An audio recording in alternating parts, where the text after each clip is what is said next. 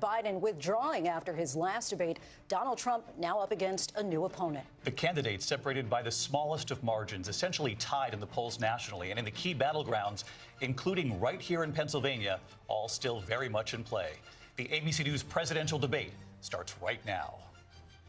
This is an ABC News special, the most consequential moment of this campaign. Kamala Harris. Together, we will chart a new way forward. Donald Trump. We will soon be a great nation again. Face to face, historic. The ABC News presidential debate. Here now, David Muir and Lindsay Davis. Good evening, I'm David Muir, and thank you for joining us for tonight's ABC News presidential debate. We want to welcome viewers watching on ABC and around the world tonight. Vice President Kamala Harris and President Donald Trump are just moments away from taking the stage in this unprecedented race for president. And I'm Lindsay Davis. Tonight's meeting could be the most consequential event of their campaigns, with Election Day now less than 2 months away. For Vice President Kamala Harris, this is her first debate since President Biden withdrew from the race on July 21st. Of course, that decision followed his debate against President Donald Trump in June. Since then, this race has taken on an entirely new dynamic. And that brings us to the rules of tonight's debate. 90 minutes with 2 commercial breaks. No topics or questions have been shared with the campaigns. The candidates will have 2 minutes to answer questions, and this is the clock. That's what they'll be seeing. 2 minutes for rebuttals and 1 minute for follow-ups, clarifications, or responses. Their microphones will only be turned on when it's their turn to speak. No pre-written notes allowed. There is no audience here tonight in this hall at the National Constitution Center. This is an intimate setting for 2 candidates who have never met. President Trump won the coin toss. He chose to deliver the final closing statement of the evening. Vice President Harris selected the podium to the right. So let's now welcome the candidates to the stage. Vice President Kamala Harris and President Donald Trump.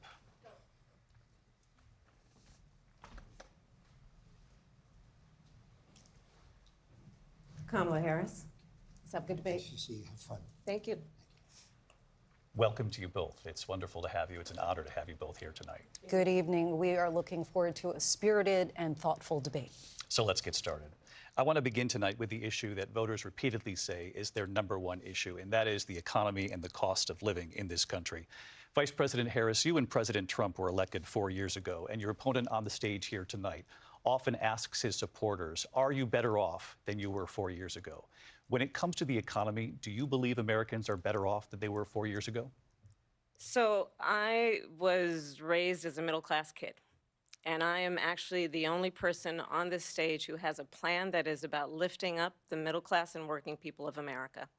I believe in the ambition, the aspirations, the dreams of the American people. And that is why I imagine and have actually a plan to build what I call an opportunity economy. Because here's the thing. We know that we have a shortage of homes and housing, and the cost of housing is too expensive for far too many people. We know that young families need support to raise their children, and I intend on extending a tax cut for those families of $6,000, which is the largest child tax credit that we have given in a long time, so that those young families can afford to buy a crib, buy a car seat, buy clothes for their children. My passion, one of them, is small businesses. My mother raised my sister and me, but there was a woman who helped raise us. We call her our second mother. She was a small business owner. I love our small businesses. My plan is to give a $50,000 tax deduction to start up small businesses, knowing they are part of the backbone of America's economy. My opponent, on the other hand, his plan is to do what he has done before, which is to provide a tax cut for billionaires and big corporations, which will result in $5 trillion to America's deficit. My opponent has a plan that I call the Trump's sales tax, which would be a 20% tax on everyday goods that you rely on to get through the month. Economists have said that Trump sales tax would actually result for middle-class families in about $4,000 more a year because of his policies and his ideas about what should be the backs of middle-class people paying for tax cuts for billionaires. President Trump, I'll give you 2 minutes. First of all, I have no sales tax. That's an incorrect statement. She knows that. We're doing tariffs on other countries. Other countries are going to finally, after 75 years, pay us back for all that we've done for the world. and the tariff will be substantial in some cases. I took in billions and billions of dollars, as you know, from China. In fact, they never took the tariff off because there was so much money they can't. It would totally destroy everything that they've set out to do. They're taking in billions of dollars from China and other places. They've left the tariffs on. When I had it, I had tariffs, and yet I had no inflation. Look, we've had a terrible economy because inflation has, which is really known as a country buster. It breaks up countries. We have inflation like very few people have ever seen before, probably the worst in our nation's history. We were at 21%, but that's being generous because many things are 50, 60, 70, and 80% higher than they were just a few years ago. This has been a disaster for people, for the middle class, but for every class. On top of that, we have millions of people pouring into our country from prisons and jails, from mental institutions and insane asylums, and they're coming in and they're taking jobs that are occupied right now by African Americans and Hispanics, and also unions. Unions are going to be affected very soon. And you see what's happening. You see what's happening with towns throughout the United States. You look at Springfield, Ohio. You look at Aurora in Colorado.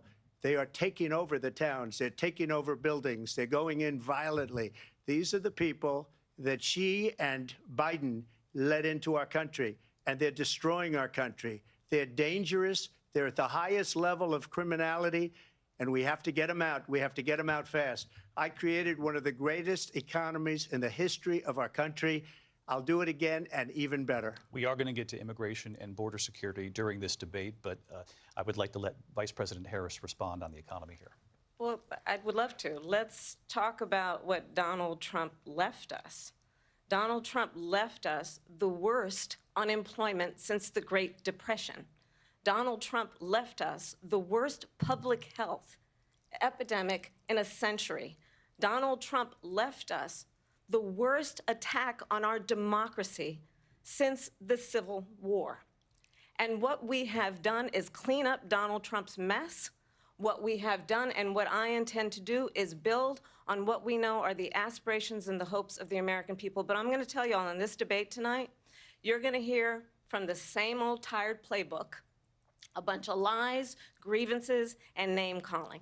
What you're going to hear tonight is a detailed and dangerous plan called Project 2025 that the former president intends on implementing if he were elected again. I believe very strongly that the American people want a president who understands the importance of bringing us together, knowing we have so much more in common than what separates us. And I pledge to you to be a president for all Americans. President Trump will give you a minute here to respond. Number one, I have nothing to do, as you know, and as she knows better than anyone, I have nothing to do with Project 2025. That's out there. I haven't read it. I don't want to read it purposely. I'm not going to read it. This was a group of people that got together. They came up with some ideas, I guess some good, some bad. But it makes no difference. I have nothing to do. Everybody knows I'm an open book. Everybody knows what I'm going to do. Cut taxes very substantially and create a great economy like I did before. We had the greatest economy. We got hit with a pandemic. And the pandemic was not since 1917, where 100 million people died, has there been anything like it. We did a phenomenal job with the pandemic. We handed them over a country where the economy and where the stock market was higher than it was before the pandemic came in. Nobody's ever seen anything like it. We made ventilators for the entire world. We got gowns, we got masks, we did things that nobody thought possible. And people give me credit for rebuilding the military. They give me credit for a lot of things, but not enough credit for the great job we did with the pandemic. But the only jobs they got were bounce back jobs. These were jobs bounced back, and it bounced back and it went to their benefit. But I was the one that created them. They know it, and so does everybody else. Vice President Harris, I'll let you respond. So Donald Trump has no plan for you. And when you look at his economic plan, it's all about tax breaks for the richest people.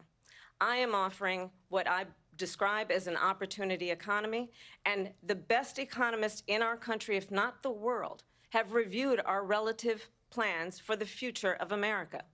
What Goldman Sachs has said is that Donald Trump's plan would make the economy worse. Mine would strengthen the economy.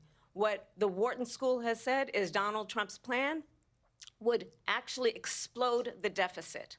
16 Nobel laureates have described his economic plan as something that would increase inflation and by the middle of next year would invite a recession. You just have to look at where we are and where we stand on the issues. And I'd invite you to know that Donald Trump actually has no plan for you because he is more interested in defending himself than he is in looking out for you. That's just a soundbite. They gave her that to say. Look, I went to the Wharton School of Finance, and many of those professors, the top professors, think my plan is a brilliant plan. It's a great plan. It's a plan that's going to bring up our worth, our value as a country. It's going to make people want to be able to go and work and create jobs and create a lot of good, solid money for our country. And just to finish off, she doesn't have a plan. She copied Biden's plan, and it's like 4 sentences, like run, spot, run. 4 sentences that are just, oh, we'll try and lower taxes. She doesn't have a plan. Take a look at her plan. She doesn't have a plan. Mr. President, I do want to drill down on something you both brought up. The Vice President brought up your tariffs. You responded, and let's drill down on this, because your plan is what she calls is essentially a national sales tax. Your proposal calls for tariffs, as you pointed out here, on foreign imports across the board. You recently said that you might double your plan, imposing tariffs up to 20% on goods coming into this country. As you know, many economists say that with tariffs at that level, costs are then passed on to the consumer. Vice President Harris has argued it'll mean higher prices on gas, food, clothing, medication, arguing it costs the typical family nearly $4,000 a year. Do you believe Americans can afford higher prices because of tariffs? They're not going to have higher prices. What's going to have and who's going to have higher prices is China and all of the countries that have been ripping us off for years. I was the only president ever. China was paying us hundreds of billions of dollars, and so were other countries. And, you know, if she doesn't like them, they should have gone out and they should have immediately cut the tariffs. But those tariffs are there 3.5 years now under their administration. We are going to take in billions of dollars, hundreds of billions of dollars. I had no inflation, virtually no inflation. They had the highest inflation perhaps in the history of our country, because I've never seen a worse period of time. People can't go out and buy cereal or bacon or eggs or anything else. The people of our country are absolutely dying with what they've done. They've destroyed the economy. And all you have to do is look at a poll. The polls say 80 and 85 and even 90% that the Trump economy was great, that their economy was terrible. Vice President Harris, I do want to ask for your response. And you heard what the president said there, because the Biden administration did keep a number of the Trump tariffs in place. So how do you respond? Well, let's be clear that the Trump administration resulted in a trade deficit, one of the highest we've ever seen in the history of America.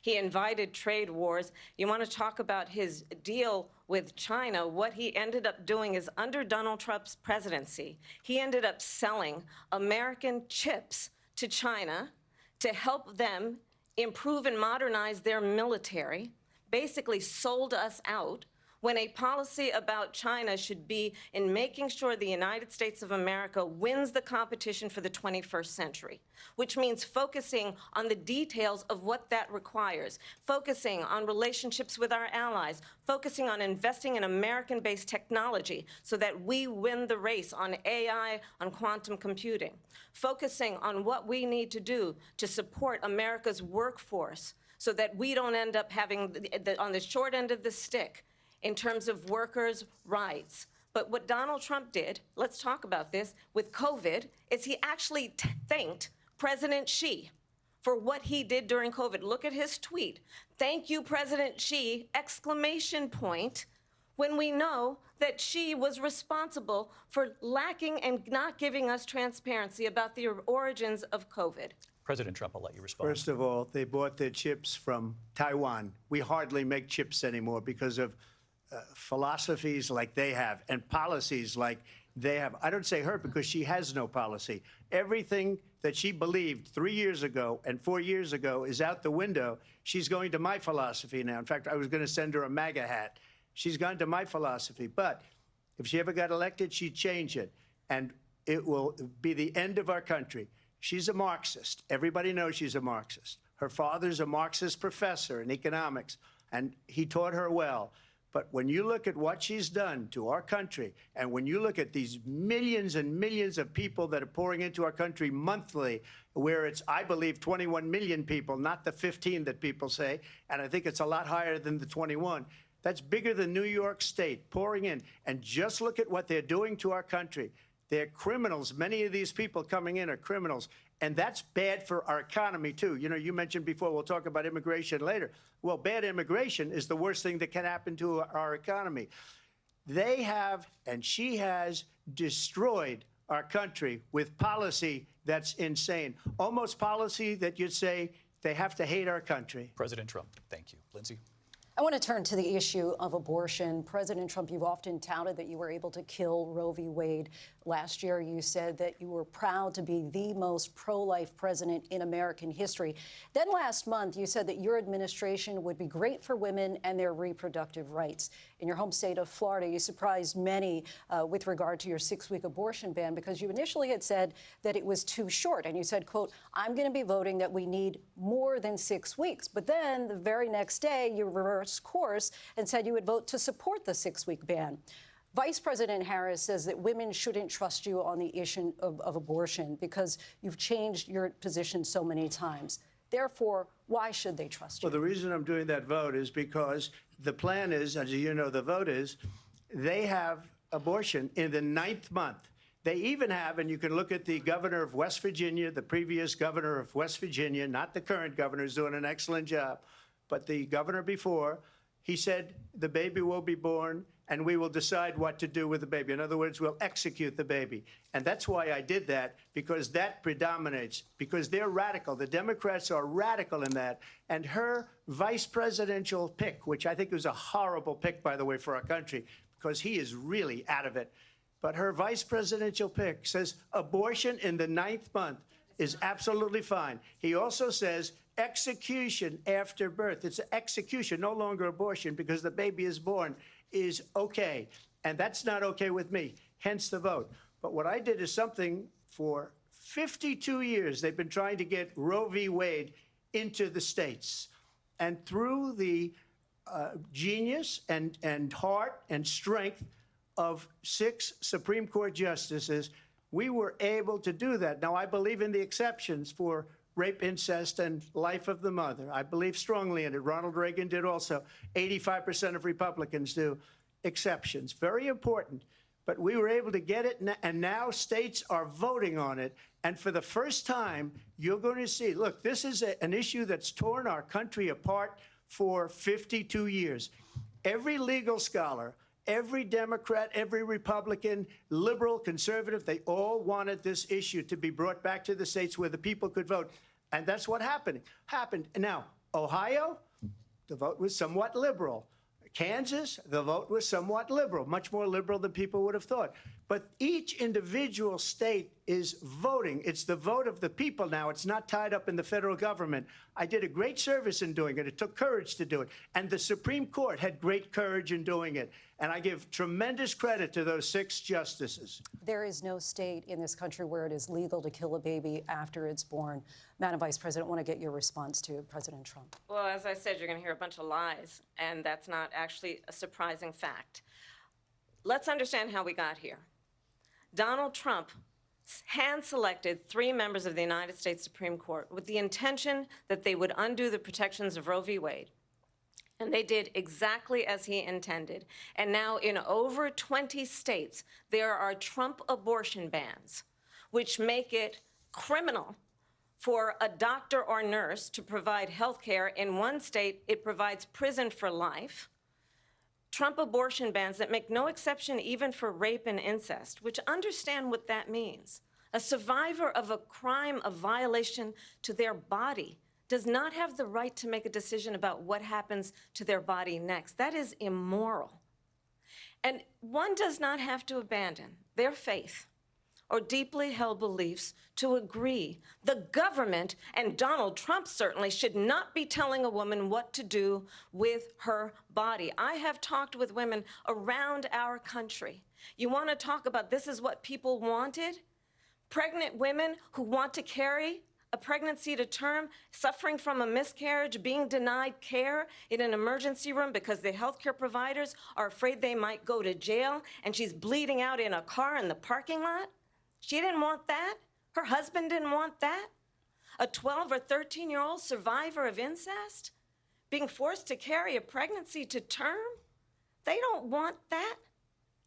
And I pledge to you, when Congress passes a bill to put back in place the protections of Roe v. Wade, as President of the United States, I will proudly sign it into law. But understand, if Donald Trump were to be reelected, he will sign a national abortion ban. Understand, in his Project 2025, there would be a national abortion, a monitor that would be monitoring your pregnancies, your miscarriages.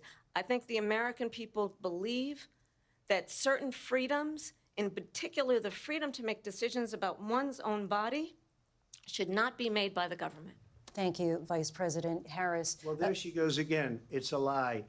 I'm not signing a ban, and there's no reason to sign a ban because we've gotten what everybody wanted. Democrats, Republicans, and everybody else, and every legal scholar wanted it to be brought back into the states, and the states are voting. And it may take a little time, but for 52 years, this issue has torn our country apart, and they've wanted it back in the states. And I did something that nobody thought was possible. The states are now voting. What she says is an absolute lie. And as far as the abortion ban, no, I'm not in favor of abortion ban, but it doesn't matter because this issue has now been taken over by the states. Would you veto a national abortion ban if it came Well, to I your won't desk? have to because, again, two things. Number one, she said she'll go back to Congress. She'll never get the vote. It's impossible for her to get the vote, especially now with the 50-50, essentially 50-50 in both Senate and the House.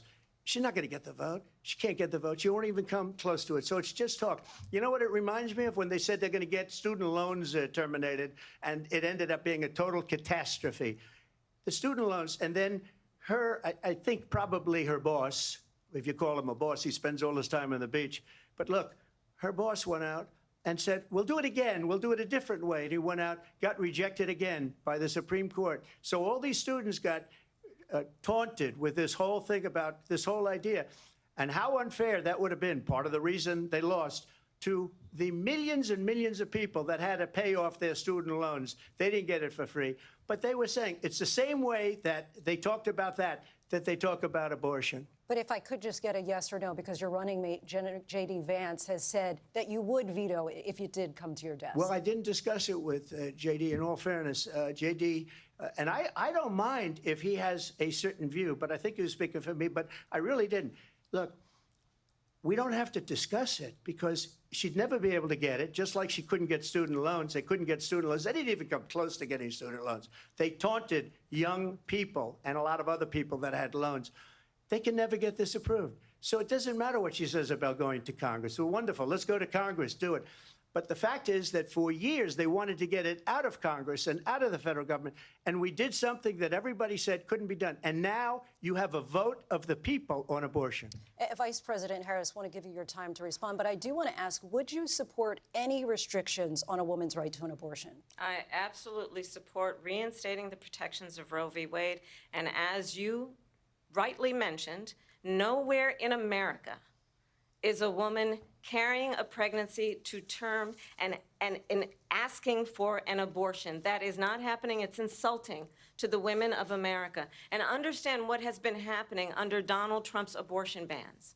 Couples who pray and dream of having a family are being denied IVF treatments. What is happening in our country? Working people, working women who are working 1 or 2 jobs, who can barely afford childcare as it is, have to travel to another state to get on a plane sitting next to strangers to go and get the health care she needs. Barely can afford to do it, and what you are putting her through is unconscionable.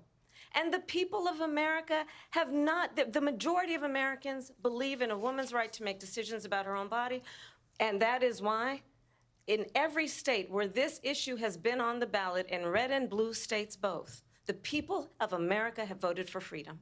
Vice President Harris, Excuse me, I thank have you. to respond. Another lie. It's another lie.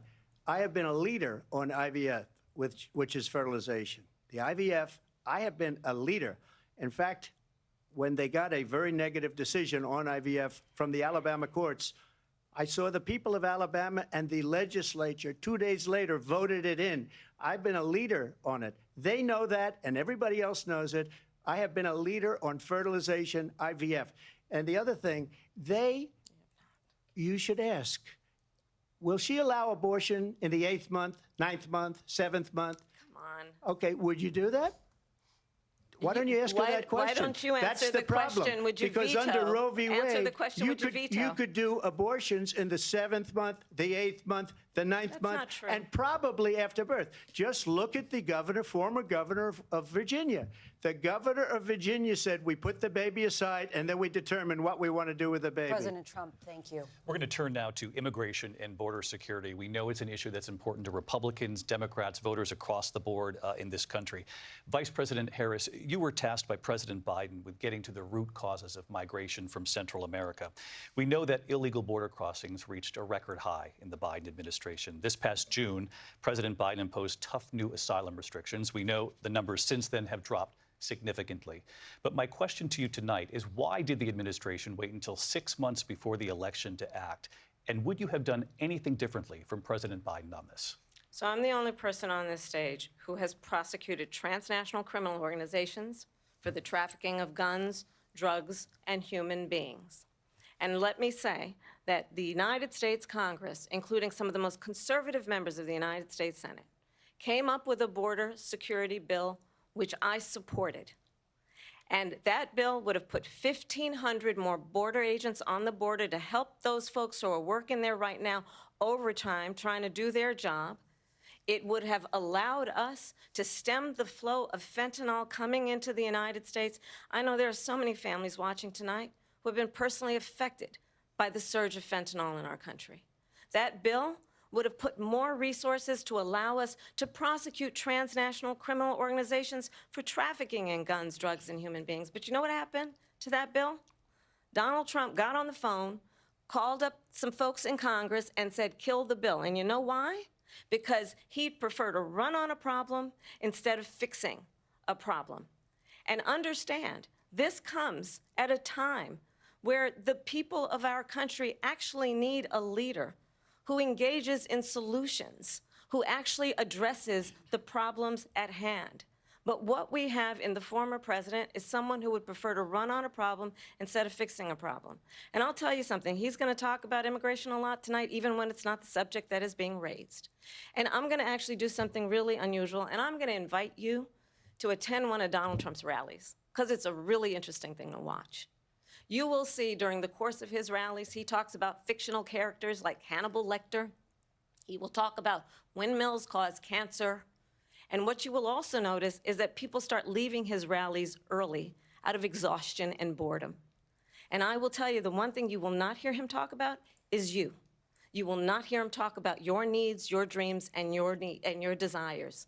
And I'll tell you, I believe you deserve a president who actually puts you first, and I pledge to you that I will. Vice President Harris, thank you. President Trump, on that point, I want to get your response. Well, I would like to respond. Let me just ask, though, why did you try to kill that bill, and successfully so, that would have put thousands of additional agents and officers on the border? First, let me respond as to the Please. rallies.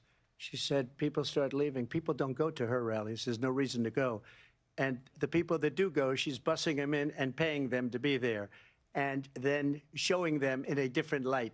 So she can't talk about that. People don't leave my rallies. We have the biggest rallies, the most incredible rallies in the history of politics. That's because people want to take their country back.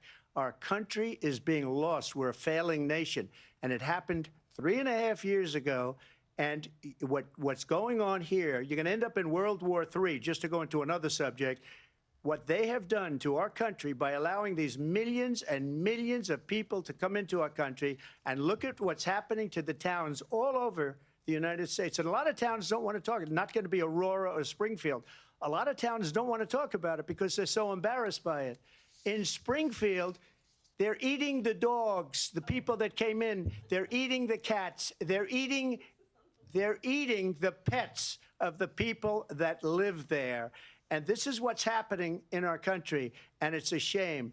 As far as rallies are concerned, as far as the reason they go is they like what I say. They want to bring our country back. They want to make America great again. It's a very simple phrase, make America great again. She's destroying this country, and if she becomes president, this country doesn't have a chance of success. Not only success, we'll end up being Venezuela on steroids.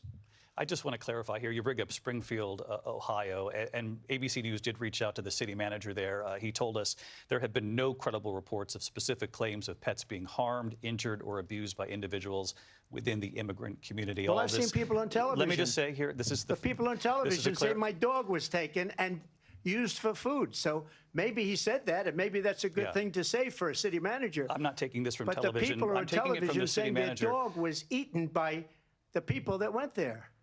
Again, the Springfield city manager says there's no evidence of that. Vice We'll President find Harris, out. I'll let you respond to the rest of what you've heard. You talk about extreme. This is, I think, one of the reasons why in this election, I actually have the endorsement of 200 Republicans who have formerly worked with President Bush, Mitt Romney, and John McCain, including the endorsement of former Vice President Dick Cheney and Congress member Liz Cheney. And if you want to really know the inside track on who the former president is, if he didn't make it clear already, just ask people who have worked with him. His former chief of staff, a four-star general, has said he has contempt for the Constitution of the United States. His former national security advisor has said he is dangerous and unfit. His former Secretary of Defense has said the nation, the Republic, would never survive another Trump term. And when we listen to this kind of rhetoric, when the issues that affect the American people are not being addressed, I think the choice is clear in this election. President Trump, I'll give you a quick minute to respond here. Thank you, because when I hear that, see, I'm a different kind of a person. I fired most of those people. Not so graciously. They did bad things or a bad job. I fired them. They never fired one person. They didn't fire anybody having to do with Afghanistan and the Taliban and the 13 people who's were just killed, viciously and violently killed. And I got to know the parents and the family. They didn't fire. They should have fired all those generals, all those top people, because that was one of the most incompetently handled situations anybody has ever seen. So when somebody does a bad job, I fire him. And you take a guy like Esper. He was no good. I fired him. So he writes a book. Another one writes a book. Because with me, they can write books. With nobody else can they. But they have done such a poor job, and they never fire anybody. Look at the economy. Look at the inflation. They didn't fire any of their economists. They have the same people. That's a good way not to have books written about you. But just to finish, I got more votes than any Republican in history by far. In fact, I got more votes than any president, sitting president, in history by far.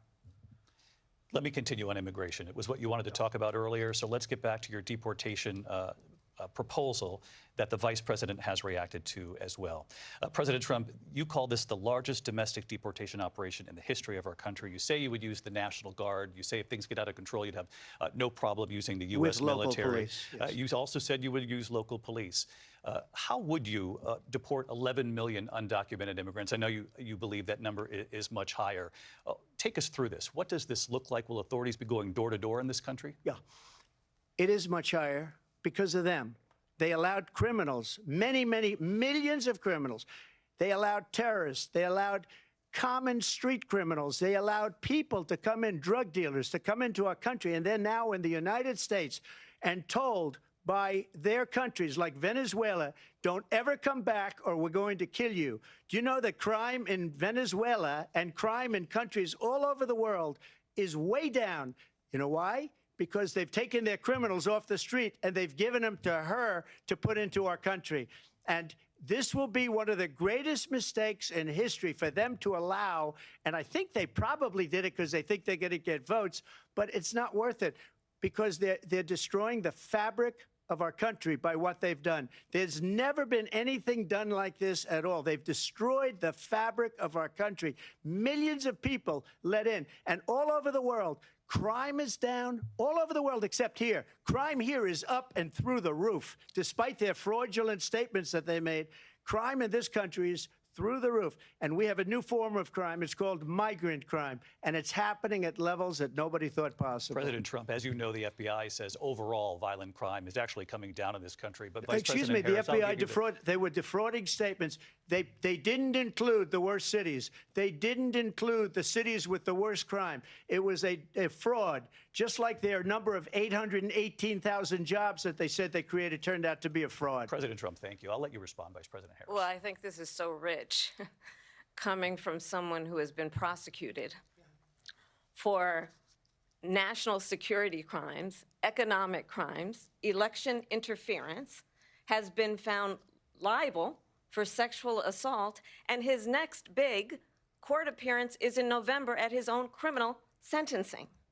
And let's be clear, where each person stands on the issue of what is important about respect for the rule of law and respect for law enforcement. The former vice president called for defunding federal law enforcement, 45,000 agents, get this, on the day after he was arraigned on 34 felony counts. So let's talk about what is important in this race. It is important that we move forward, that we turn the page on this same old tired rhetoric and address the needs of the American people, address what we need to do about the housing shortage, which I have a plan for, address what we must do to support our small businesses, address bringing down the price of groceries. But frankly, the American people are exhausted with this same old tired playbook. Vice President Harris, thank you. Excuse me. Every one of those cases was started by them against their political opponent. And I'm winning most of them, and I will win the rest on appeal. And you saw that with the decision that came down just recently from the Supreme Court. I'm winning most of them. But those are cases, it's called weaponization. Never happened in this country. They weaponized the Justice Department. Every one of those cases was involved with the DOJ, from Atlanta and Fani Willis to the Attorney General of New York and the DA in New York. Every one of those cases. And then they say, oh, he's a criminal. They're the ones that made them go after me. By the way, Joe Biden was found essentially guilty on the documents case. And what happened in my documents case? They said, oh, that's the toughest of them all. A complete and total victory. 2 months ago, it was thrown out. It's weaponization, and they used it, and it's never happened in this country. They used it to try and win an election. They're fake cases. President Trump, thank you. A really quick response here, Vice President Harris, on this notion of weaponization of the Justice Department. Well, let's talk about extreme and understand the context in which this election in 2024 is taking place. The United States Supreme Court recently ruled that the former president would essentially be immune from any misconduct if he were to enter the White House again. Understand, this is someone who has openly said he would terminate, I'm quoting, terminate the Constitution of the United States, that he would weaponize the Department of Justice against his political enemies. Someone who has openly expressed disdain for members of our military. Understand what it would mean if Donald Trump were back in the White House with no guardrails, because certainly we know now the court won't stop him. We know J.D. Vance is not going to stop him. It's up to the American people Vice President to stop Harris, him. thank you. Lindsay? Vice President Harris, in your last run for president. This is the one that weaponized, not me. She weaponized. I probably took a bullet to the head because of the things that they say about me. They talk about democracy. I'm a threat to democracy. They're the threat to democracy with a fake Russia investigation that went nowhere. We have a lot to get to. Lindsay? Vice President Harris, in your last run for president, you said you wanted to ban fracking. Now you don't. You wanted mandatory government buyback programs for assault weapons. Now your campaign says you don't. You supported decriminalizing border crossings. Now you're taking a harder line. I know you say that your values have not changed. So then why have so many of your policy positions changed? So my values have not changed, and I'm going to discuss every one of the, at least every point that you've made. But in particular, let's talk about fracking, because we're here in Pennsylvania. I made that very clear in 2020. I will not ban fracking. I have not banned fracking as Vice President of the United States. And in fact, I was the tie-breaking vote on the Inflation Reduction Act, which opened new leases for fracking. My position is that we have got to invest in diverse sources of energy so we reduce our reliance on foreign oil. We have had the largest increase in domestic oil production in history because of an approach that recognizes that we cannot over-rely on foreign oil. As it relates to my values, let me tell you, I grew up a middle-class kid raised by a hardworking mother who worked and saved and was able to buy our first home when I was a teenager. The values I bring to the importance of home ownership, knowing not everybody got handed $400 million on a silver platter and then filed bankruptcy 6 times, is a value that I bring to my work to say we are going to work with the private sector and home builders to increase by 3 million homes by the end of my first term.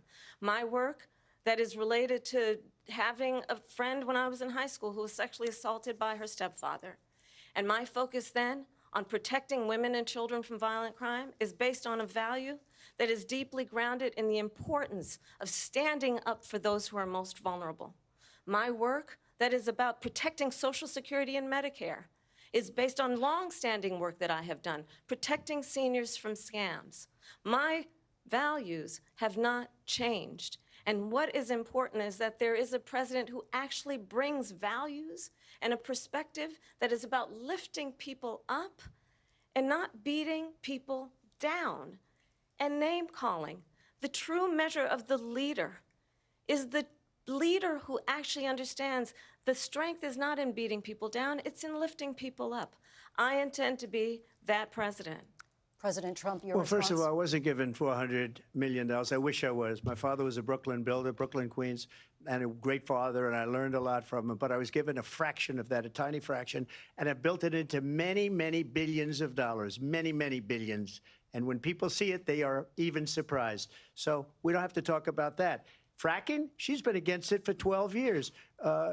Defund the police, she's been against that forever. She gave all that stuff up very wrongly, very horribly, and everybody's laughing at it, okay? They're all laughing at it. She gave up at least 12 and probably 14 or 15 different policies. Like, she was big on defund the police. In Minnesota, she went out, wait a minute, I'm talking now, if you don't mind, please.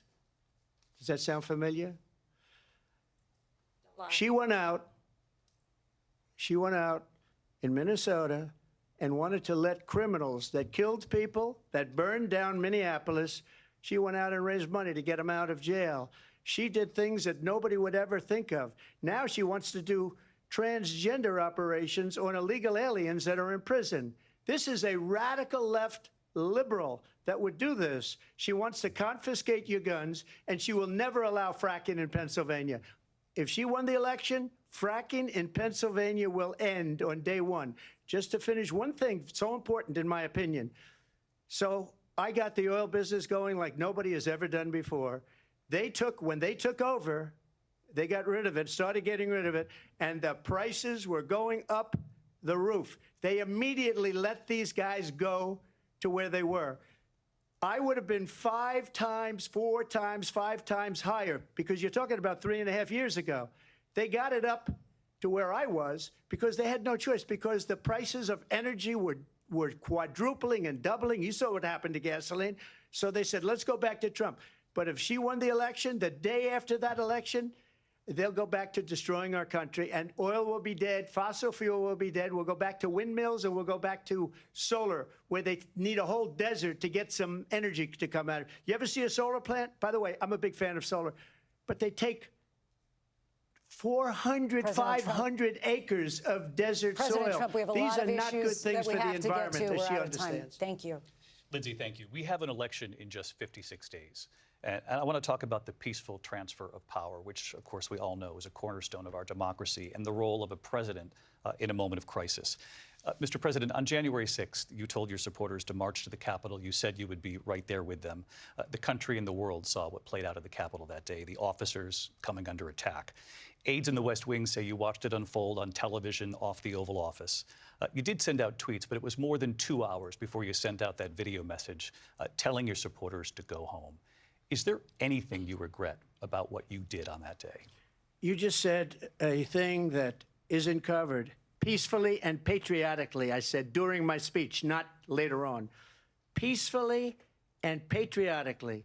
And nobody on the other side was killed. Ashley Babbitt was shot by an out-of-control police officer that should have never, ever shot her. It's a disgrace.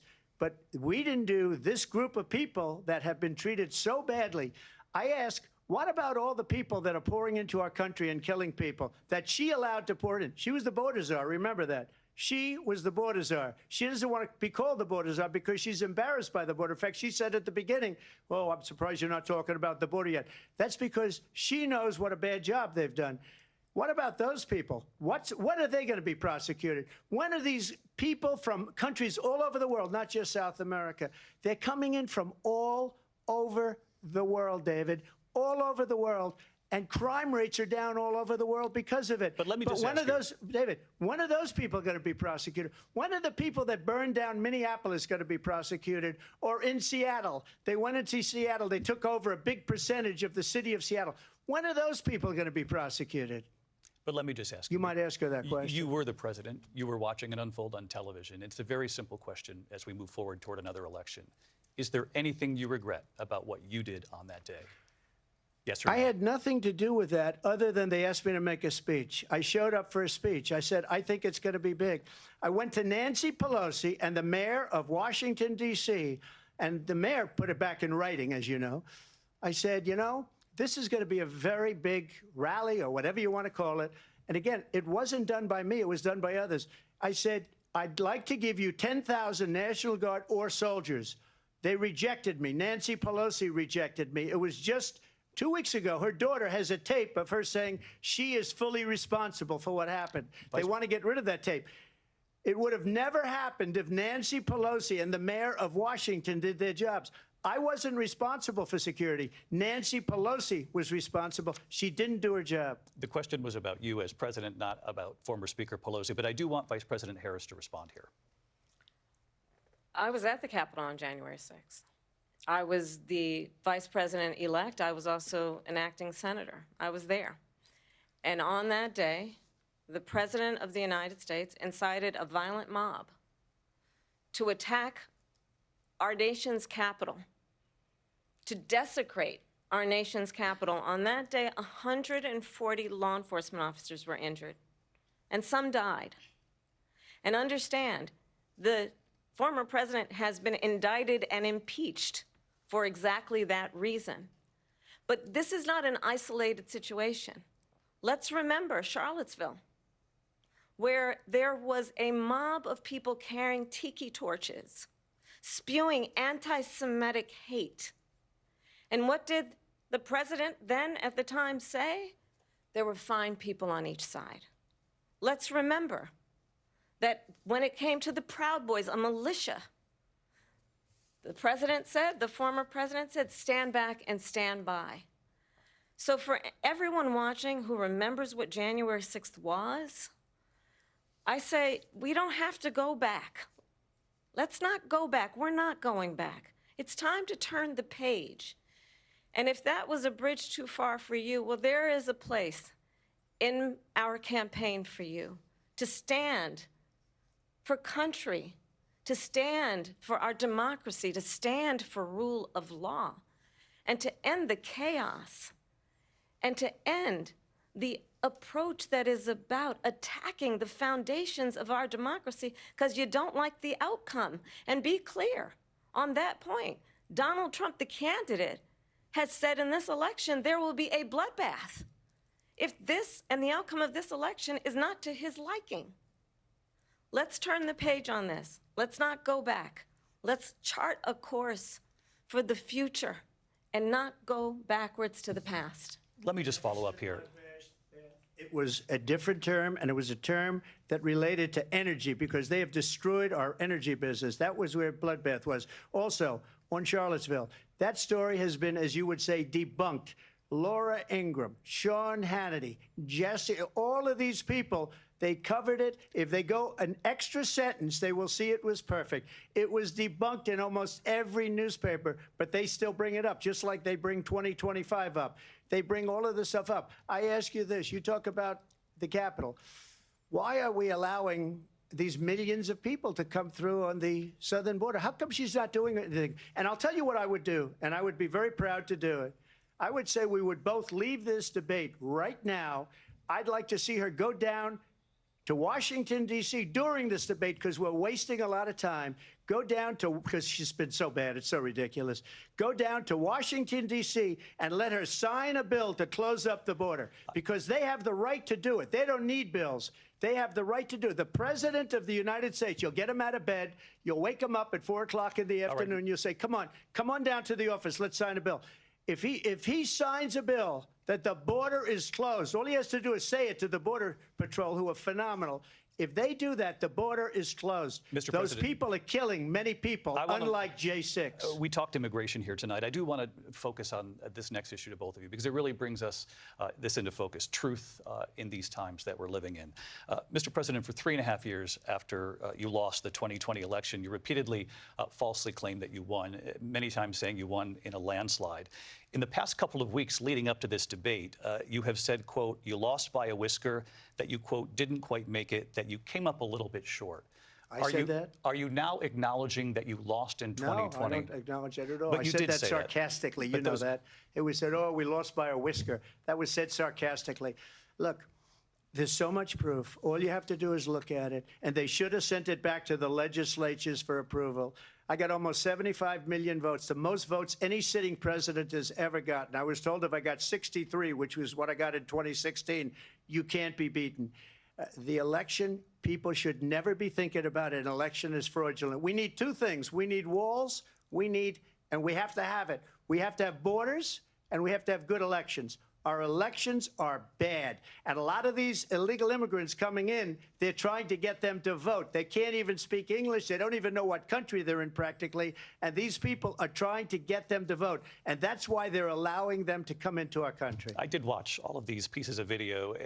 I didn't detect the sarcasm, lost by a whisker. We didn't quite make it. And we should just point out here as clarification, and you know this, you and your allies, 60 cases in front of many judges, many of them Republican. No judge looked at it. And said they there was said no we didn't have standing. Fraud. That's the other thing. They said we didn't have standing, a technicality. Can you imagine a system where a person in an election doesn't have standing? The President of the United States doesn't have standing. That's how we lost. If you look at the facts, and I'd love to have you'll do a special on it. I'll show you Georgia, and I'll show you Wisconsin, and I'll show you Pennsylvania, and I'll show you. We have so many facts and statistics, but you know what? That doesn't matter, because we have to solve the problem that we have right now. That's old news. And the problem that we have right now is we have a nation in decline, and they have put it into decline. We have a nation that is dying, David. Mr. President, thank you. Vice President Harris, you heard the president there tonight. He said he didn't say that he lost by a whisker. So he still believes he did not lose the election. That was won by President Biden and yourself. But I do want to ask you about something that's come up in the last couple of days. This was a post from President Trump about this upcoming election just weeks away. He said, when I win, those people who cheated, and then he lists donors, voters, election officials, he says will be prosecuted to the fullest extent of the law, which will include long-term prison sentences. One of your campaign's top lawyers responded saying, we won't let Donald Trump intimidate us. We won't let him suppress the vote. Is that what you believe he's trying to do here? Donald Trump was fired by 81 million people.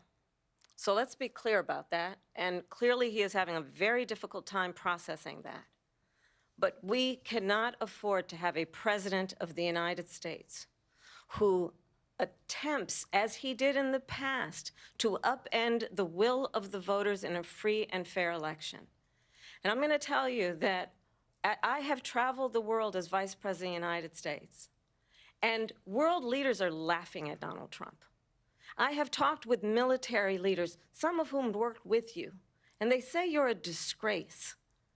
And when you then talk in this way in a presidential debate and deny what over and over again are court cases you have lost because you did, in fact, lose that election, it leads one to believe that perhaps we do not have in the candidate to my right the temperament or the ability to not be confused about fact.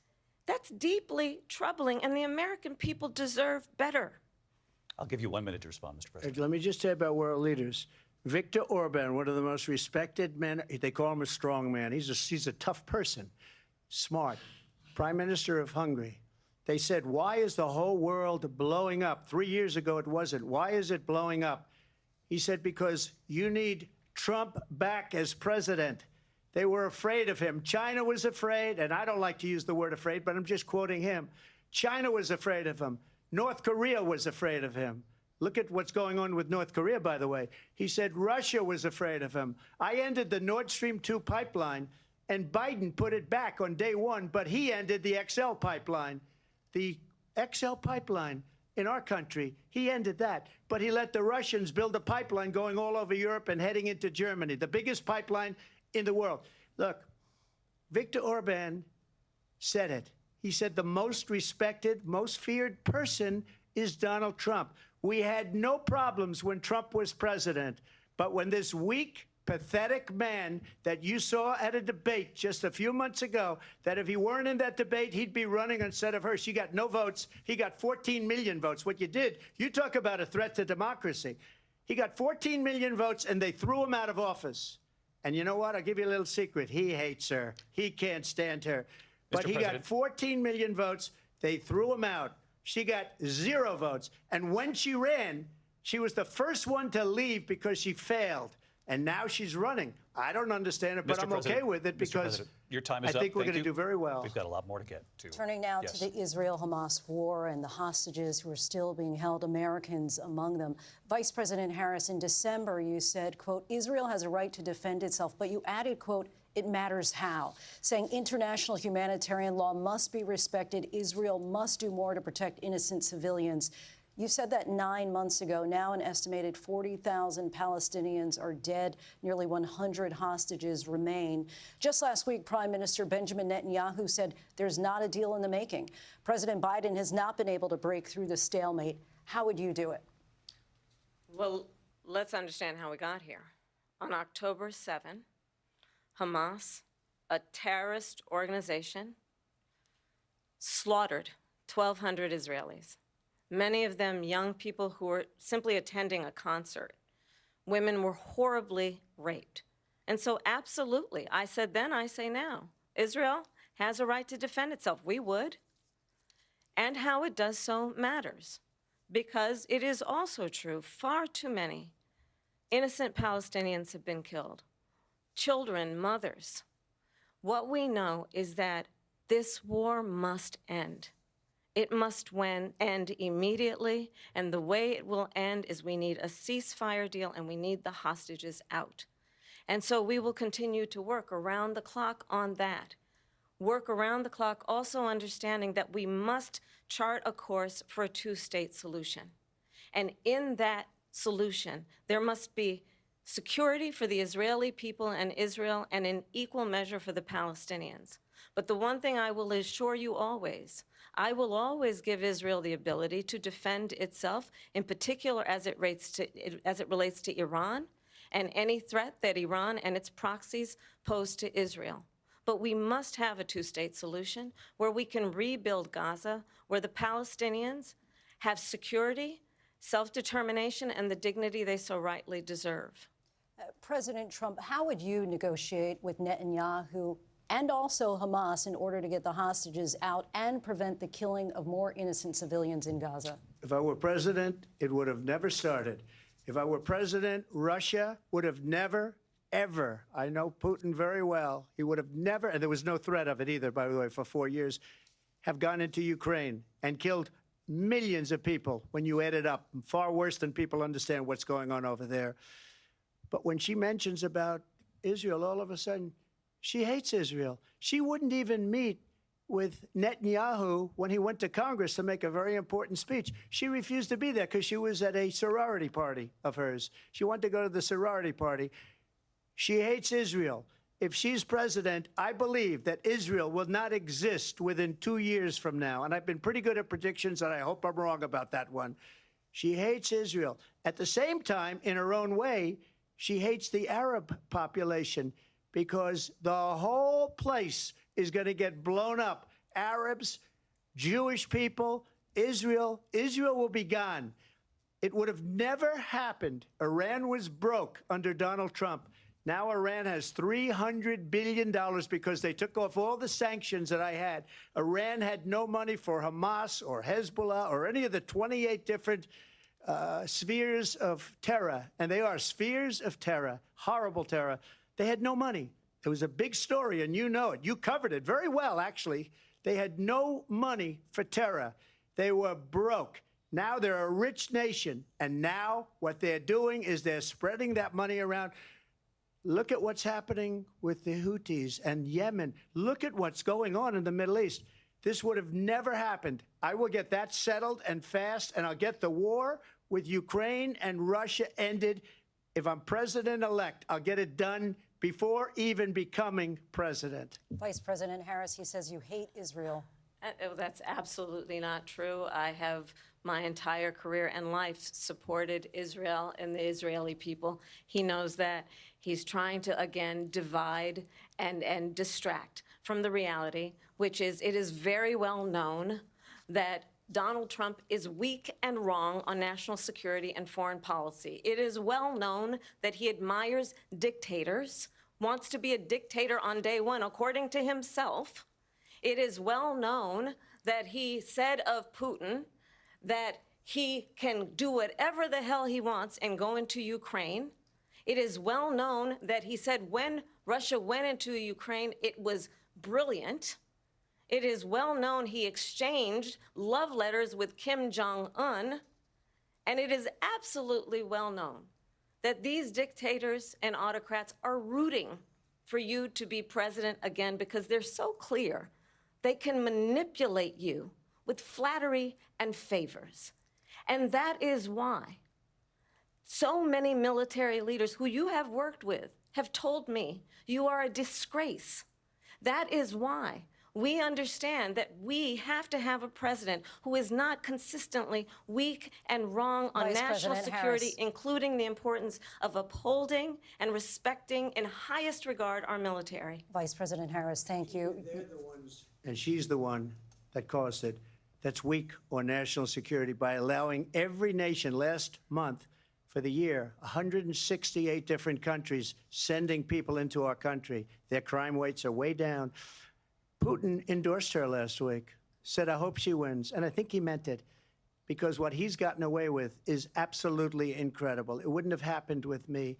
The leaders of other countries think that they're weak and incompetent, and they are. They're grossly incompetent. And I just ask one question. Why does Biden go in and kill the Keystone Pipeline and approve the single biggest deal that Russia's ever made, Nord Stream 2, the biggest pipeline anywhere in the world going to Germany and all over Europe? Because they're weak and they're ineffective. And Biden, by the way, President gets paid Trump, a lot of money. Thank you. We have a lot of issues to get to. We'll be right back with much more of this historic ABC News presidential debate from the National Constitution Center right here in Philadelphia. Back in a moment.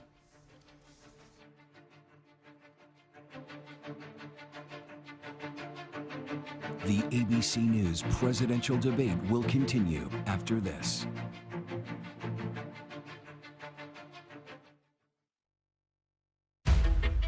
Oh, they're rich. We are the perfect family. Kill someone and get away with it, Rich. Is there something that you want to tell me? They're covering something up. This is how they do things. They can arrest me, but they won't, because I'm a white woman. I'm done with living the lies. Done. And there is a book in this, and it's going to be fantastic.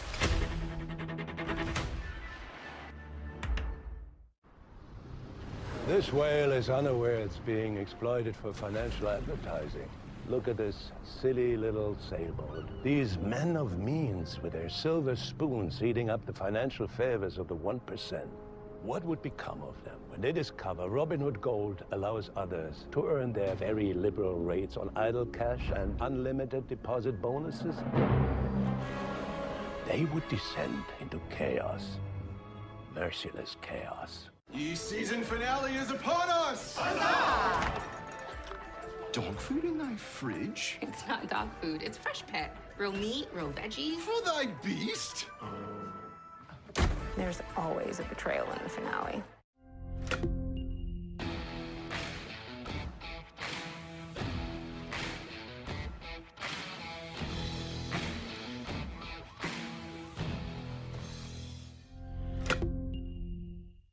Vote Cheddar Bay 2024, because when Red Lobster's biscuits rise, America thrives. So come in now for a chance to win 4 years of free Red Lobster, because one bite can unite all parties, at least for dinner. Sure, Vistaprint prints business cards, but we also print these and those.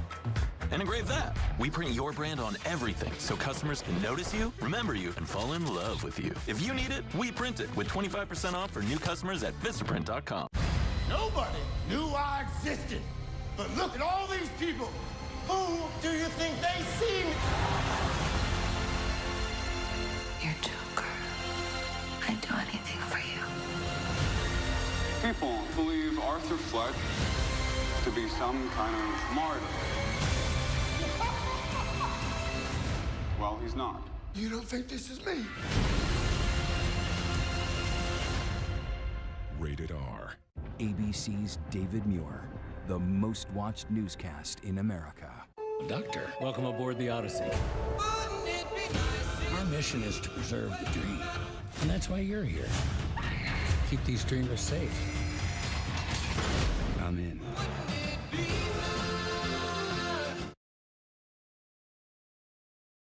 Hi, I'm Dan Levy. And I'm Eugene Levy. And we are hosting the Emmys. And it's going to be spectacular. The best ever. Huge surprises, massive laughs, unforgettable moments. I think you might be setting the bar just a little high. Well, what do you want me to say? Don't watch? No, I just don't think we need to oversell it. It's better to come in under, you know? Like, tune into the Emmys. They're really going to be okay. Like that? No, not like that. The Emmys, live, Sunday on ABC and next day on Hulu. Live from Hollywood, it's Dancing with the Stars. You know who I am, ain't had to say my name. Stack it up like Tetris, but this money ain't exchange. How I eat, call star. I get money, I'm a star. I get money, I'm a star. Dancing with the Stars premieres live on ABC and Disney Plus next day on Hulu. You look like someone who's ready to make history. I am.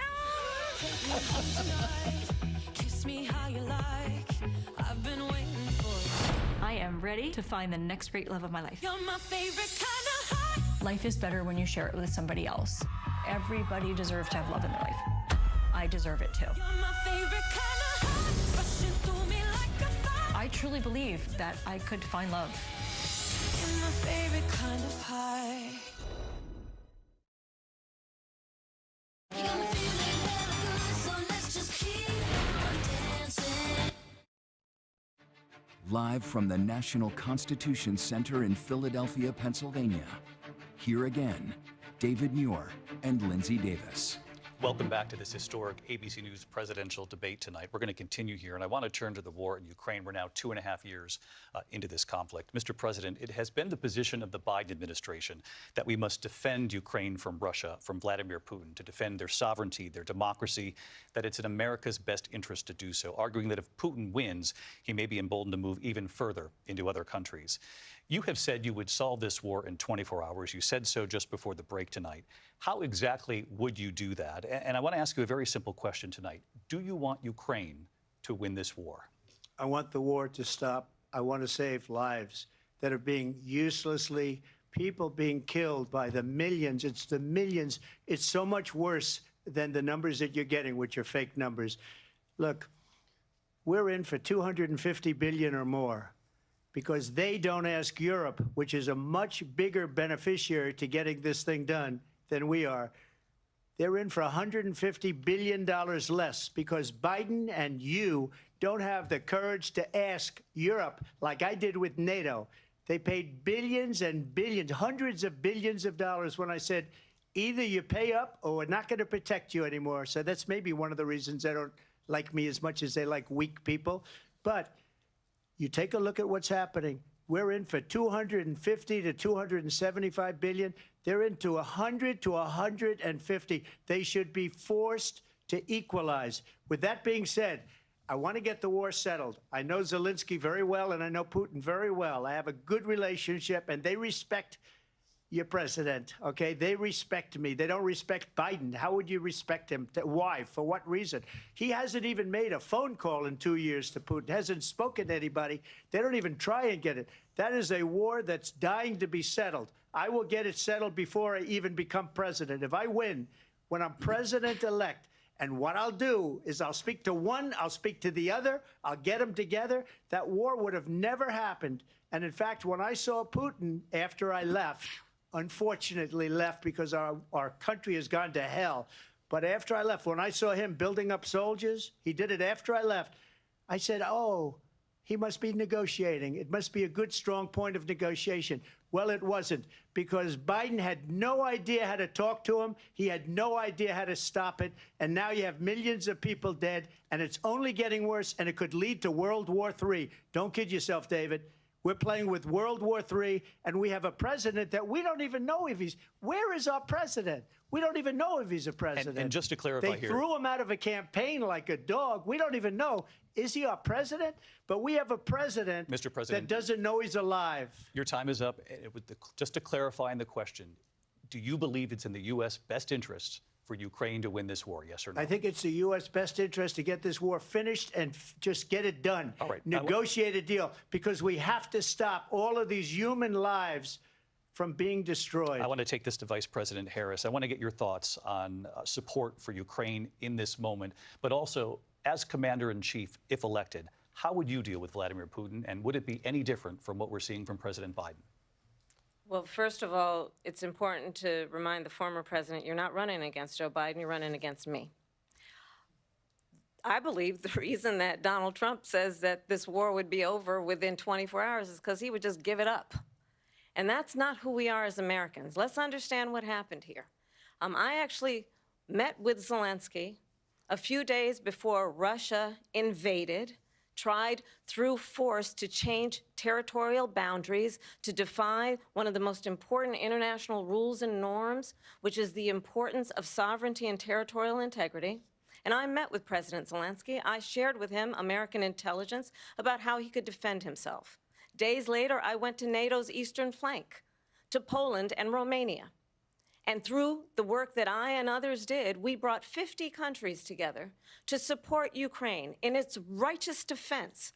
And because of our support, because of the air defense, the ammunition, the artillery, the javelins, the Abrams tanks that we have provided, Ukraine stands as an independent and free country. If Donald Trump were president, Putin would be sitting in Kyiv right now.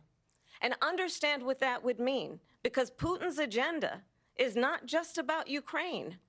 Understand why the European allies and our NATO allies are so thankful that you are no longer president, and that we understand the importance of the greatest military alliance the world has ever known, which is NATO, and what we have done to preserve the ability of Zelensky and the Ukrainians to fight for their independence. Otherwise, Putin would be sitting in Kyiv with his eyes on the rest of Europe, starting with Poland. And why don't you tell the 800,000 Polish Americans right here in Pennsylvania how quickly you would give up for the sake of favor and what you think is a friendship with what is known to be a dictator who would eat you for lunch. Vice President Harris, thank you. We've heard from both of you on Ukraine tonight. Afghanistan came up in the last hour. I wanted her to respond to something you said earlier, and please, I'll give you a minute here.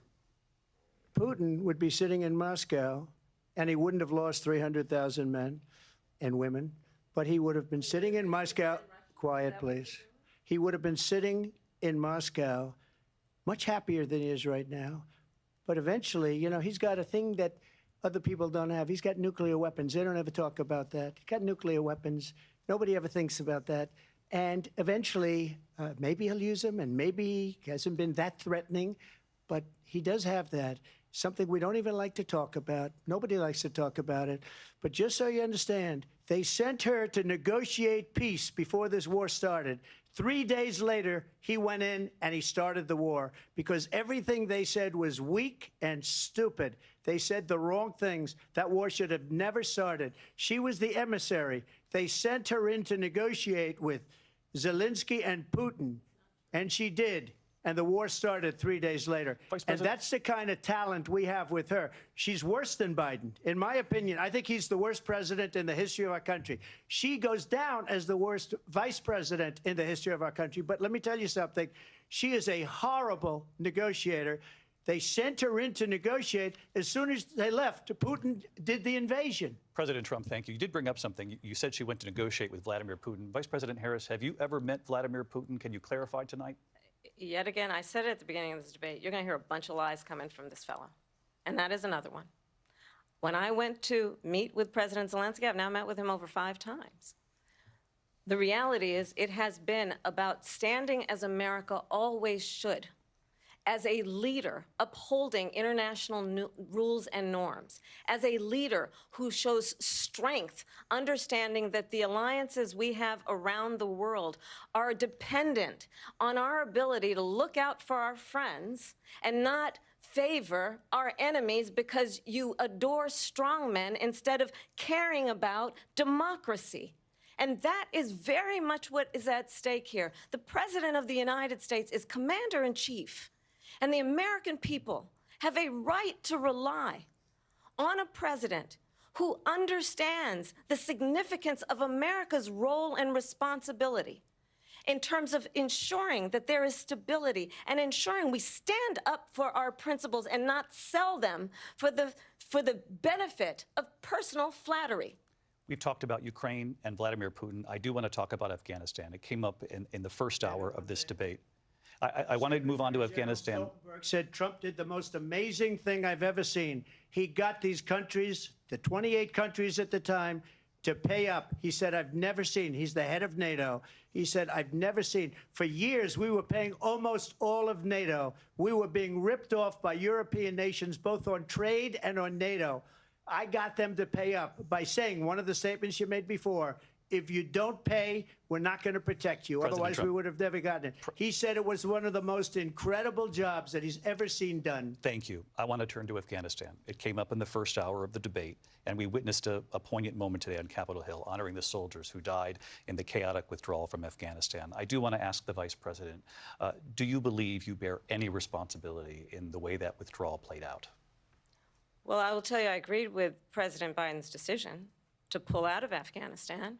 4 presidents said they would, and Joe Biden did. And as a result, America's taxpayers are not paying the $300 million a day we were paying for that endless war. And as of today, there is not one member of the United States military who is in active duty in a combat zone in any war zone around the world, the first time this century. But let's understand how we got to where we are.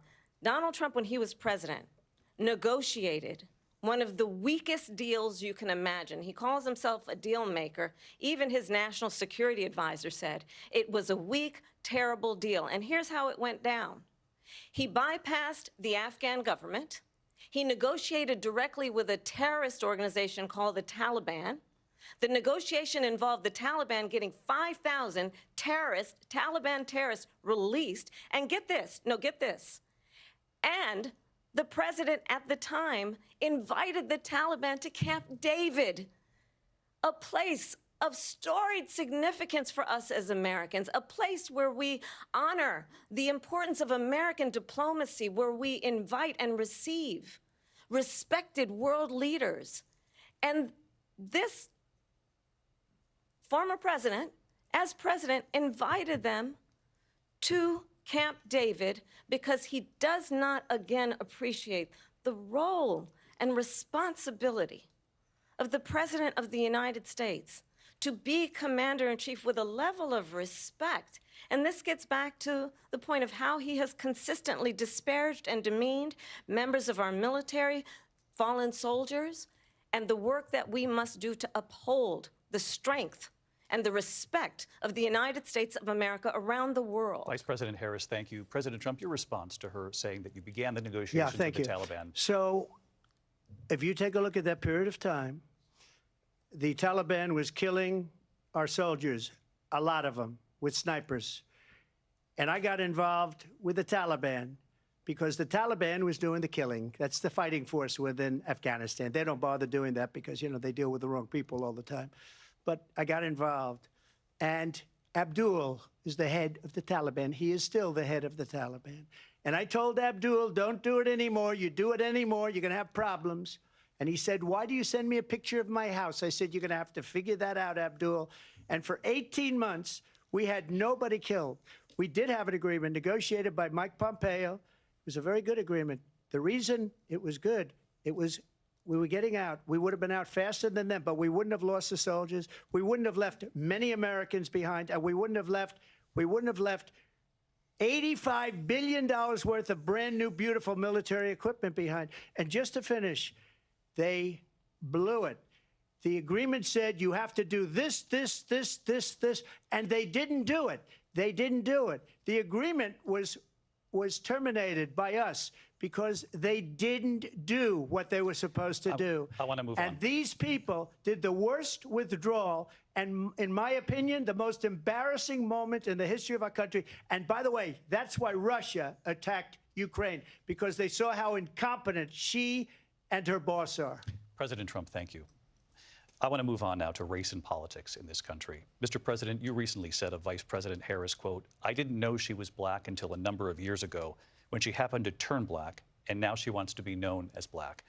I want to ask a bigger picture question here tonight. Why do you believe it's appropriate to weigh in on the racial identity of your opponent? I don't, and I don't care.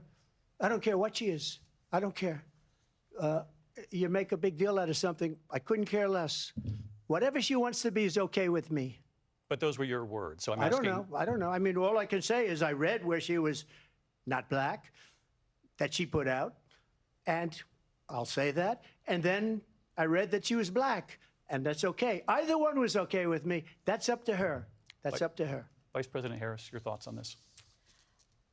I think it's, I mean, honestly, I think it's a tragedy that we have someone who wants to be president who has consistently, over the course of his career, attempted to use race to divide the American people. You know, I do believe that the vast majority of us know that we have so much more in common than what separates us, and we don't want this kind of approach that is just constantly trying to divide us, and especially by race. And let's remember how Donald Trump started. He was land, he owned buildings, and he was investigated because he refused to rent property to black families. Let's remember, this is the same individual who took out a full-page ad in the New York Times calling for the execution of 5 young black and Latino boys who were innocent, the Central Park 5. Took out a full-page ad calling for their execution. This is the same individual who spread birther lies about the first black president of the United States. And I think the American people want better than that, want better than this, want someone who understands, as I do, I travel our country. We see in each other a friend. We see in each other a neighbor. We don't want a leader who is constantly trying to have Americans point their fingers at each other. I meet with people all the time who tell me, can we please just have discourse about how we're going to invest in the aspirations and the ambitions and the dreams of the American people? Knowing that regardless of people's color or the language their grandmother speaks, we all have the same dreams and aspirations and want a president who invests in those, not in hate and division. Vice President Harris, thank you. Lindsay? President Trump, this is now your 3rd time. This is the most divisive presidency in the history of our country. There's never been anything like it. They're destroying our country, and they come up with things like what she just said. Going back many, many years, when a lot of people, including Mayor Bloomberg, agreed with me on the Central Park 5, they admitted, they said, they pled guilty. And I said, well, if they pled guilty, they badly hurt a person, killed a person ultimately. And if they pled guilty, then they pled, we're not guilty. But this is a person that has to stretch back years, 40, 50 years ago, because there's nothing now. I built one of the greatest economies in the history of the world, and I'm going to build it again. It's going to be bigger, better, and stronger. But they're destroying our economy. They have no idea what a good economy is. Their oil policies, every single policy. And remember this, she is Biden. You know, she's trying to get away from Biden. I don't know the gentleman, she says. She is Biden. The worst inflation we've ever had, a horrible economy because inflation has made it so bad, and she can't get away with that. Thank you. Your time is up, Lindsay. I want to respond to that, though. I want to just respond briefly. Clearly, I am not Joe Biden, and I am certainly not Donald Trump. And what I do offer is a new generation of leadership for our country, one who believes in what is possible, one who brings a sense of optimism about what we can do instead of always disparaging the American people. I believe in what we can do to strengthen our small businesses, which is why I have a plan. Let's talk about our plans and let's compare the plans. I have a plan to give startup businesses $50,000 tax deduction, to pursue their ambitions, their innovation, their ideas, their hard work. I have a plan, $6,000 for young families for the first year of your child's life, to help you in that most critical stage of your child's development. I have a plan that is about allowing people to be able to pursue what has been fleeting in terms of the American dream by offering a help with down payment of $25,000 down payment assistance for first-time home buyers. That's the kind of conversation, I believe, David, that people really want tonight, as opposed to a conversation that is constantly about belittling and name-calling. Let's turn the page Vice President and move Harris, forward. thank you. Let's turn to policy. President Let's Trump, turn back we to have policy. to move on. President Trump. Let's turn to policy, She please. has a plan to defund the police. She has a plan to confiscate everybody's gun. President Trump, she we has do a have to plan move to on to not other allow issues. fracking in Pennsylvania or anywhere else. Okay. That's Mr. what her President. plan is until just recently. I just need Lindsay, to go ahead. respond No, because Trump, no, the President former Trump. president has said No, I'm something sorry. twice that I need to No, respond to. I'm sorry. We're going to move on, Vice President Harris. Harris. President Trump, this is now your third time running for president. You have long vowed to repeal and replace the Affordable Care Act, also known as Obamacare. You have failed to accomplish that. You now say you're going to keep Obamacare, quote, unless we can do something much better. Last month, you said, quote, we're working on it. So tonight, 9 years after you first started running, do you have a plan, and can you tell us what it is? Obamacare was lousy health care, always was. It's not very good today. And what I said, that if we come up with something, and we are working on things, we're going to do it and we're going to replace it. But remember this, I inherited Obamacare because Democrats wouldn't change it. They wouldn't vote for it. They were unanimous. They wouldn't vote to change it. If they would have done that, we would have had a much better plan than Obamacare. But the Democrats came up. They wouldn't vote for it. I had a choice to make when I was president. Do I save it and make it as good as it can be, never going to be great, or do I let it rot? And I felt I had an obligation, even though politically it would have been good to just let it rot and let it go away. I decided, and I told my people, the top people, and they're very good people. I have a lot of good people in that administration. We read about the bad ones. We had some real bad ones, too, and so do they. They have really bad ones. The difference is they don't get rid of them. But let me just explain. I had a choice to make. Do I save it and make it as good as it can be, or do I let it rot?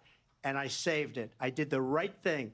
But it's still never going to be great, and it's too expensive for people. And what we will do is we're looking at different plans. If we can come up with a plan that's going to cost our people, our population, less money and be better health care than Obamacare, then I would absolutely do it. But until then, I'd run it as good as it can be run. So just a yes or no, you still do not have a plan? I have concepts of a plan. I'm not president right now. But if we come up with something, I would only change it if we come up with something that's better and less expensive. And there are concepts and options we have to do that. and you'll be hearing about it in the not-too-distant future. Vice President Harris, in 2017, you supported Bernie Sanders' proposal to do away with private insurance and create a government-run healthcare system. 2 years later, you proposed a plan that included a private insurance option. What is your plan today? Well, first of all, I absolutely support, and over the last 4 years as vice president, private healthcare options. But what we need to do is maintain and grow the Affordable Care Act. But I'll get to that, Lindsay. I just need to respond to a previous point that the former president has made. I've made very clear my position on fracking. And then this business about taking everyone's guns away. Tim Walz and I are both gun owners. We're not taking anybody's guns away. So stop with the continuous lying about this stuff. As it relates to the Affordable Care Act, understand, just look at the history to know where people stand. When Donald Trump was president, 60 times he tried to get rid of the Affordable Care Act. 60 times. I was a senator at the time when I will never forget the early morning hours when it was up for a vote in the United States Senate. And the late, great John McCain, who you have disparaged as being, you don't like him, you said, at the time because he got caught. He was an American hero. The late, great John McCain, I will never forget that night, walked onto the Senate floor and said, no, you don't. No, you don't. No, you don't get rid of the Affordable Care Act. You have no plan. And what the Affordable Care Act has done is eliminate the ability of insurance companies to deny people with pre-existing conditions. I don't have to tell the people watching tonight, you remember what that was like? Remember when an insurance company could deny if a child had asthma, if someone was a breast cancer survivor, if a grandparent had diabetes? And thankfully, as I've been vice president and we, over the last 4 years, have strengthened the Affordable Care Act, we have allowed for the first time Medicare to negotiate drug prices on behalf of you, the American people. Donald Trump said he was going to allow Medicare to negotiate drug prices. He never did. We did. And now we have capped the cost of insulin at $35 a month. Since I've been vice president, we have capped the cost of prescription medication for seniors at $2,000 a year. And when I am president, we will do that for all people, understanding that the value I bring to this is that access to health care should be a right and not just a privilege of those who can afford it. And the plan has to be to strengthen the Affordable Care Act, not get rid of it. Vice President Harris, thank you. In terms of where Donald Trump stands on that. I want to move to an issue that's important for a lot of... She made a mistake.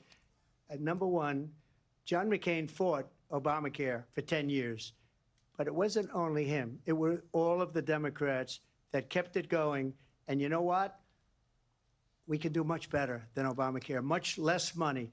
But she won't improve private insurance for people, private medical insurance. That's another thing she doesn't want to give. People are paying privately for insurance that have worked hard and made money, and they want to have private. She wants everybody to be on government insurance where you wait 6 months for an operation that you need immediately. President Trump, thank you. We have another issue that we'd like to get to that's important for a number of Americans, in particular younger voters, and that's climate change. President Trump, with regard to the environment, you say that we have to have clean air and clean water. Vice President Harris, you call climate change an existential threat. The question to you both tonight is, what would you do to fight climate change? And Vice President Harris, we'll start with you. 1 minute for you each. Well, the former president had said the climate change is a hoax. And what we know is that it is very real. You ask anyone who lives in a state who has experienced these extreme weather occurrences, who now is either being denied home insurance or it's being jacked up. You ask anybody who has been the victim of what that means in terms of losing their home, having nowhere to go. We know that we can actually deal with this issue. The young people of America care deeply about this issue. And I am proud that as vice president over the last 4 years, we have invested $1 trillion in a clean energy economy, while we have also increased domestic gas production to historic levels. We have created over 800,000 new manufacturing jobs while I have been vice president. We have invested in clean energy to the point that we are opening up factories around the world. Donald Trump said he was going to create manufacturing jobs. He lost manufacturing jobs. And I'm also proud to have the endorsement of the United Auto Workers and Sean Fain, who also know that part of building a clean energy economy includes investing in American-made products, American automobiles. It includes growing what we can do around American manufacturing and opening up auto plants, not closing them like happened under Donald Trump. Vice President Harris, thank you. That didn't happen under Donald Trump. Let me just tell you, they lost 10,000 manufacturing jobs this last month. It's going, they're all leaving. They're building big auto plants in Mexico, in many cases owned by China. They're building these massive plants, and they think they're going to sell their cars into the United States because of these people. What they have given to China is unbelievable. But we're not going to let that. We'll put tariffs on those cars so they can't come into our country, because they will kill the United Auto Workers and any auto worker, whether it's in Detroit or South Carolina or any other place. What they've done to business and manufacturing in this country is horrible. We have nothing because they refuse. You know, Biden doesn't go after people because supposedly China paid him millions of dollars. He's afraid to do it. Between him and his son, they get all this money from Ukraine. They get all this money from all of these different countries. And then you wonder, why is he so loyal to this one, that one, Ukraine, China? Why is he? Why did he get $3.5 million from the mayor of Moscow's wife? Why did she pay him $3.5 million? This is a crooked administration, and they're selling our country down the tubes. President Trump, thank you. Thank you. We'll be right back with closing statements from both of our candidates. An historic night, this ABC News presidential debate from Philadelphia. Back in a moment.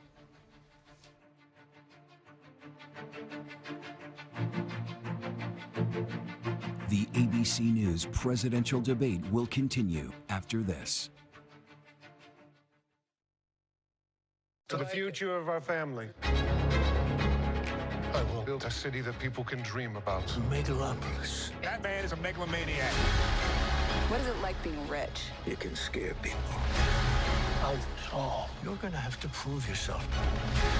We are going up, and they are going down. We are taking our city back. The alligators have the right idea. They eat their young.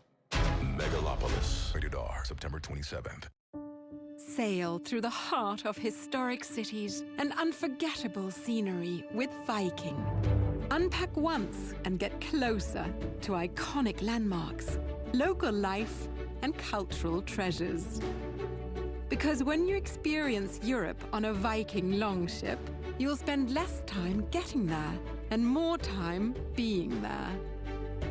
Viking, exploring the world in comfort.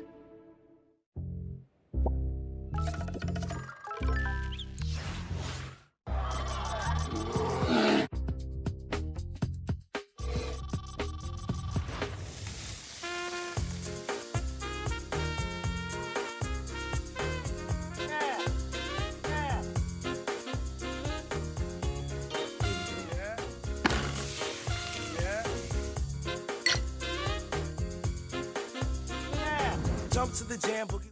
Why has America accepted the wait for payday when life doesn't wait for you to get paid?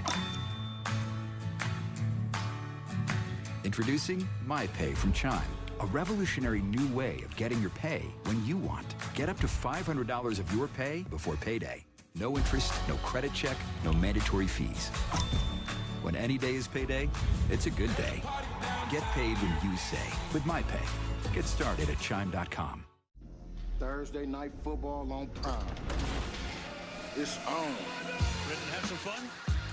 It's Buffalo versus Miami as Thursday night football is back. AFC East division rivals battle it out in a high-powered offensive showdown you won't want to miss. What a catch! It's Josh Allen and the Bills versus Tua and the Dolphins. Stream Thursday night football only on Prime. Tonight, all eyes are on Kamala Harris and Donald Trump. And first thing tomorrow on GMA, real-time reaction from across the country, inside the campaigns, and behind the scenes at the ABC debate. Will there be a clear winner? Good Morning America tomorrow. I'm not scared anymore. I'm ready for the journey to begin.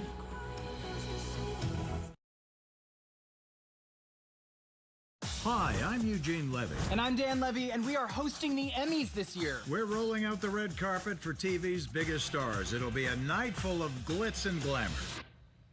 What does glitz even mean? Glitz. Glitz and glamour. No, I know what glamour is, but what is glitz? It sounds like a medical condition, like gout. Well, let's stick to glamour. It'll be a night full of glamour. The Emmys, live, Sunday on ABC and next day on Hulu. Live from Hollywood, it's Dancing with the Stars. You know who I am, ain't had to say my name. Stack it up like Tetris, but this money ain't a game. How I eat, call I star. I get money, I'm a star. I get money, I'm a star. Dancing with the Stars premieres live on ABC and Disney Plus next day on Hulu. Bad chick, I could be a fantasy. I could tell you got big energy. It ain't too many of them that can handle me. Bad chick, I could be a fantasy. There's an emergency. We need you.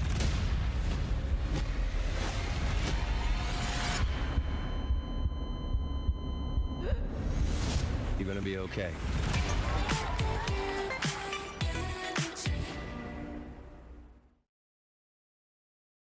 Get Kimmel's take on the debate with Jane Fonda and George Conway. New tonight on ABC. Live from the National Constitution Center in Philadelphia, Pennsylvania. Here again, David Muir and Lindsay Davis. Welcome back tonight. The time has come for closing statements, and Vice President Harris, we begin with you. So I think you've heard tonight two very different visions for our country. One that is focused on the future, and the other that is focused on the past, and an attempt to take us backward. But we're not going back. And I do believe that the American people know we all have so much more in common than what separates us, and we can chart a new way forward.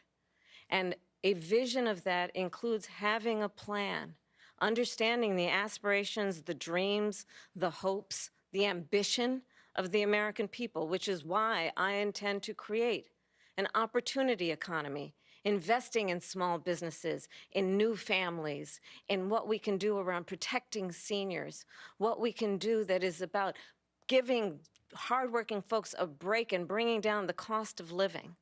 I believe in what we can do together that is about sustaining America's standing in the world and ensuring that we have the respect that we so rightly deserve, including respecting our military and ensuring we have the most lethal fighting force in the world.